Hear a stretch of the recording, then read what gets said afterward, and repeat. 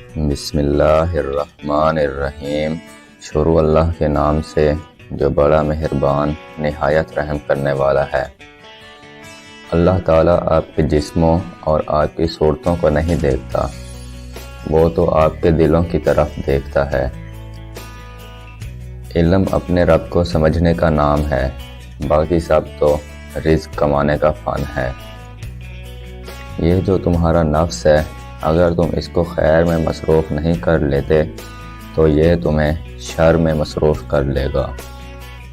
صبر کی حد بھی تو ہوتی ہے، کتنا پلکوں پہ سنبھالے پانی۔ جن کے نرم دل ہوتے ہیں، زندگی ان کے ساتھ ہی سختی سے پیش آتی ہے۔ بعض رشتے ایسے ہوتے ہیں جنہیں جوڑتے جوڑتے انسان خود ٹوٹ جاتا ہے۔ جس کی تعبیر ہے نہیں ممکن، ایسے کچھ خواب ہم بھی رکھتے ہیں۔ اس باغ کے سامنے اکڑ کر مت چلو، جس کی انگلی پکڑ کر تم نے چلنا سیکھا۔ اللہ تعالیٰ کی رحمت کی پہلی نشانی یہ ہے کہ انسان کو اپنے عیب نظر آنے شروع ہو جاتے ہیں۔ کسی انسان کو دکھ دینا اتنا آسان ہے جتنا سمندر میں پتھر پھینکنا، مگر یہ کوئی نہیں جانتا کہ وہ پتھر کتنی گہرائی میں گیا ہے۔ صبر ایک ایسی سواری ہے جو اپنے سوار کو کبھی گرنے نہیں دیتی، نہ کسی کے قدموں میں نہ کسی کی نظروں میں۔ ہنسی کے پیچھے کا درد، غصے کے پیچھے کا پیار اور خاموش رہنے کی وجہ کوئی سمجھتا ہے۔ اندھی محبت ہو یا اندھا اعتماد، دونوں انسان کو گہری کھائی میں گرا دیتے ہیں۔ خاموشیاں کبھی بے وجہ نہیں ہوتی، کچھ درد ایسے بھی ہوتے ہیں جو آواز چھین لیتے ہیں۔ مجھ میں لاکھ برائیاں ہی سہی، لیکن میں نے کسی سے تعلق کا مطلب نہیں رکھا۔ قرآن پاک کی ایک خوبصورتی یہ بھی ہے کہ آپ اس کے پیغام کو بدل نہیں سکتے، ہاں مگر وہ آپ کو بدل سکتا ہے۔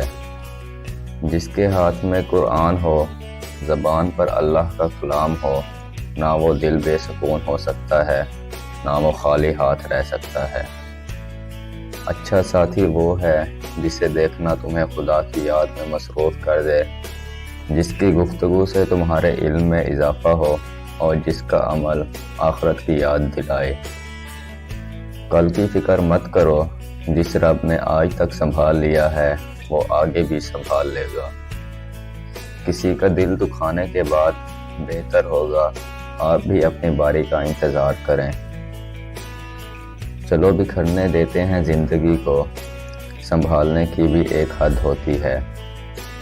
جب تم سکون کی کمی محسوس کرو تو اپنے رب کے سامنے توبہ کرو، کیونکہ یہ انسان کے گناہ ہی ہیں جو دل کو بے چین رکھتے ہیں۔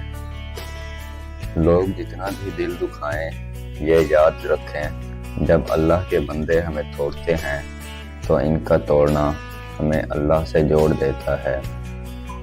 حضرت محمد صلی اللہ علیہ وآلہ وسلم امت کے لیے راتوں میں اتنی دیر تک کھڑے ہو کر عبادت کرتے کہ ان کے ٹخنے سوج جاتے، اور آج کی امت اتنا سوتی ہے کہ ان کی آنکھیں سوج جاتی ہیں۔ جب لوگ تمہاری زندگی کے معیار تک نہ پہنچ پائیں، پھر وہ تمہارے کردار پر انگلیاں اٹھائیں گے۔ کچھ دل کی مجبوریاں تھیں، کچھ قسمت کے مارے تھے، ساتھ وہ بھی چھوڑ گئے جو جان سے پیارے تھے۔ عجیب فلسفہ ہے کہ لفظوں سے ہی خاموشی ٹوٹتی ہے اور لفظ ہی خاموش کرا دیتے ہیں۔ انسان کی سب سے بڑی نشانی یہ ہے کہ انسان تقدیر سے بہت زیادہ مانگتا ہے اور وقت سے پہلے چاہتا ہے۔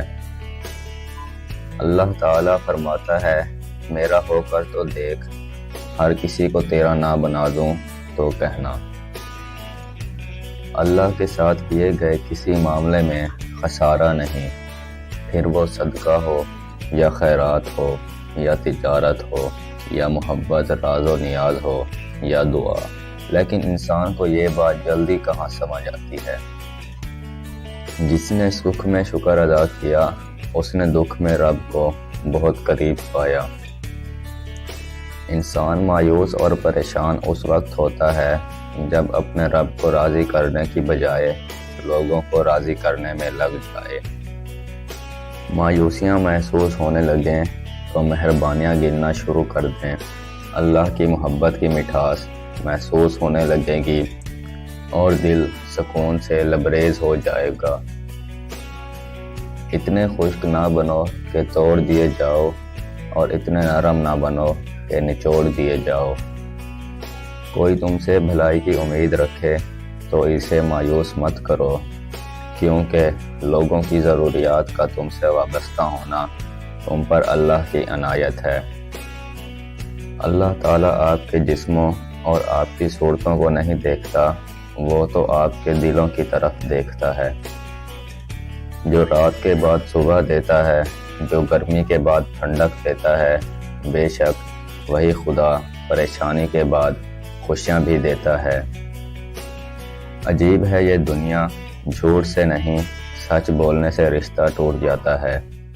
اس کی محبت کا سلسلہ بھی کیا عجیب تھا، اپنا بھی نہ بنایا اور کسی اور کا بھی نہ ہونے دیا۔ خوبصورتی کی انتہا دیکھی جب مسکراتی ہوئی ماں دیکھی۔ چاہے کتنا ہی بوڑھا کیوں نہ ہو، مگر گھر کا سب سے مضبوط ستون باپ ہی ہوتا ہے۔ دل کو قابو میں رکھنا اور اختیار ہونے کے باوجود ناجائز خواہشات پر عمل نہ کرنا، یہی اصل مردانگی ہے۔ حضرت علی نے فرمایا، مجھے تعجب ہے اس شخص پہ جو اپنی برائیوں کو جانتا ہے لیکن جب اسے برا کہا جائے تو ناراض ہو جاتا ہے۔